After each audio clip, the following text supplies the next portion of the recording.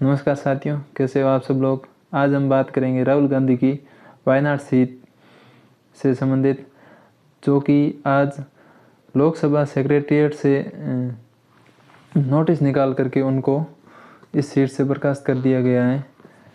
और ऐसा इसलिए हुआ है क्योंकि आज सूरत की जो जिला सेशन कोर्ट है उसने एक वर्डिक्ट दिया, अपना निर्णय दिया है। उस निर्णय के अंदर राहुल गांधी को 2 साल की सज़ा सुनाई है।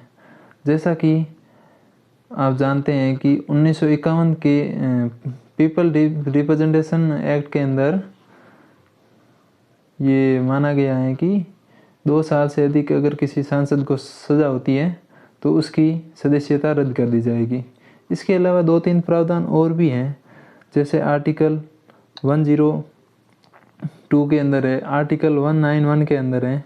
उसके अंदर भी सांसद की सदस्यता को ख़त्म करने के कुछ प्रावधान दिए गए हैं, जिसके तहत अगर सांसद लाभ के पद पर हो, दिमागी रूप से अस्वस्थ हो या फिर वैध भारतीय नागरिक नहीं है तो उस कंडीशन में उसकी सदस्यता रद्द की जा सकती है। लेकिन राहुल गांधी के अंदर मामला अलग है। इनके ऊपर मानहानि का केस लगा हुआ है। मानहानि का केस कैसे लगा? क्या ये बात है उस समय की जब चुनाव चल रहे थे 2019 के लोकसभा के चुनाव के समय राहुल गांधी भाषण दे रहे थे। भाषण में उन्होंने मोदी परिवार के ऊपर आपत्तिजनक बातें कर दी। उन्होंने मोदी सरनेम को चोर घोषित कर दिया। उन्होंने यहाँ तक बोल दिया कि ये सारे चोर मोदी ही क्यों हैं। उन्होंने 2-3 नाम लिए थे, ललित मोदी, नीरव मोदी, मोदी को भी चोर बोला था। तो इस प्रकार सूरत पूर्व विधानसभा के जो सदस्य हैं उनका नाम है पूर्णेश मोदी। उन्होंने इस बात के ऊपर मानहानि का केस डाल दिया राहुल गांधी के ऊपर। और इस केस के बाद में जो 2019 का केस था उसकी सुनवाई होते होते आज 2023 हो गया है। आज 2023 को आज उनका सेशन कोर्ट का फैसला आया है कि 2 साल की सज़ा है। और इसके बाद में अगर 30 दिन के अंदर अपील की जाती है तो इनकी सज़ा हाई कोर्ट या सुप्रीम कोर्ट तय करेगी। फिर अभी फ़िलहाल ये मामला है हाई कोर्ट में चला गया है। हाई कोर्ट ने इनकी अपील को स्वीकार भी कर लिया है। इसके बाद में मैं बताऊंगा कि इस मामले के होने के बाद में राहुल गांधी की क्या प्रतिक्रिया है, प्रियंका गांधी की क्या प्रतिक्रिया रही है, और अरविंद केजरीवाल जो अपने बयानों से चर्चा में आए दिन आते रहते हैं, तो उनकी क्या प्रतिक्रिया रही है। सबसे पहले मैं आपको बताता हूँ, राहुल गांधी ने अपना विरोध सरल शब्दों में व्यक्त किया है। उन्होंने अपने ट्विटर हैंडल से बस इतना ही लिखा है, मेरा धर्म सत्य और अहिंसा पर आधारित है, सत्य मेरा भगवान है, अहिंसा उसे पाने का साधन है। ये महात्मा गांधी का कोटेशन है और उन्होंने इसे यूज़ करते हुए अपना विरोध दर्ज कराया। उसके बाद में प्रियंका गांधी वाड्रा, जिन्होंने विरोध दर्ज कराते हुए ट्वीट किया है कि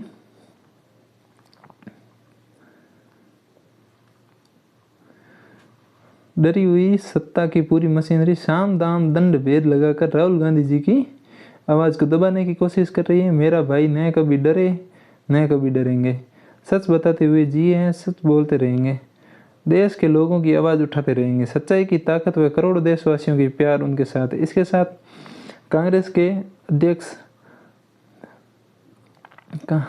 कांग्रेस के लोकसभा में प्रतिनिधि मल्लिकार्जुन खड़गे, जिन्होंने ट्वीट करते हुए कहा है कि काया तानाशाह भाजपा सरकार श्री राहुल गांधी जी और विपक्ष से तिल मिला रही है, क्योंकि हम उनके काला कारनामों को उजागर कर रहे हैं, जेपीसी की मांग कर रहे हैं। राजनीतिक दिवालियेपन की शिकार मोदी सरकार, ईडी पुलिस भेजती हैं, राजनीतिक भाषणों पर केस थोपती हैं, हम हाई कोर्ट में अपील करेंगे। उसके बाद अपने बयानों की वजह से चर्चा में रहने वाले अरविंद केजरीवाल की बात करते हैं। उन्होंने बोला है कि गैर बीजेपी नेताओं और पार्टियों पर मुकदमे करके उन्हें ख़त्म करने की साजिश हो रही है। हमारे कांग्रेस से मतभेद हैं, मगर राहुल गांधी जी को हम इस तरह मान आने के मुकदमे में फंसाना ठीक नहीं। जनता और विपक्ष का काम है सवाल पूछना, हम अदालत का सम्मान करते हैं, पर हम इस निर्णय से असहमत हैं। इस प्रकार लोगों ने अपनी आपत्तियाँ जताई है। और जिस तरह आप जानते हैं कि बीजेपी की सरकार है तो विरोध तो जायज़ है, लेकिन अब क्योंकि राष्ट्रीय पार्टी होने की वजह से अब एक बड़े नेता जेल में जाने की कगार पर है, जिस कारण इसे अब तानाशाही के नाम से भी जाना जा सकता है। इसके अलावा आपको बताते हैं कि इसके अलावा और क्या हो सकता है। इसके अलावा अगर 2 साल की सज़ा होती है तो राहुल गांधी जी अगले 6 साल तक चुनाव नहीं लड़ सकते हैं। अगले 6 साल तक अगर ऐसा होता है कि चुनाव नहीं लड़ पाए तो अगले 2024 के और संभव है कि 2029 तक के चुनाव भी नहीं लड़ पाए। और ऐसा हो जाए तो कांग्रेस के ऊपर काफ़ी दबाव रहेगा। क्या ऐसे वाक़या किसी और नेताओं के साथ हुए?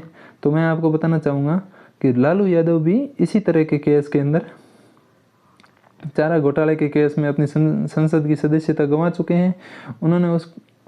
उनको उस केस में 5 साल की जेल हुई थी, जिस वजह से वो अगले 6 साल तक चुनाव नहीं लड़ पाए थे।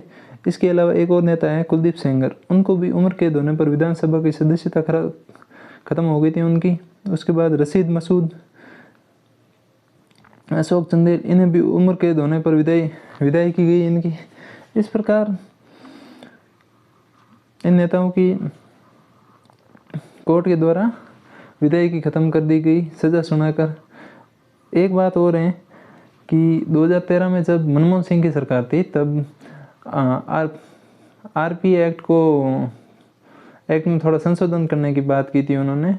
वो उस समय के भारत के प्रतिष्ठित प्रधानमंत्री थे।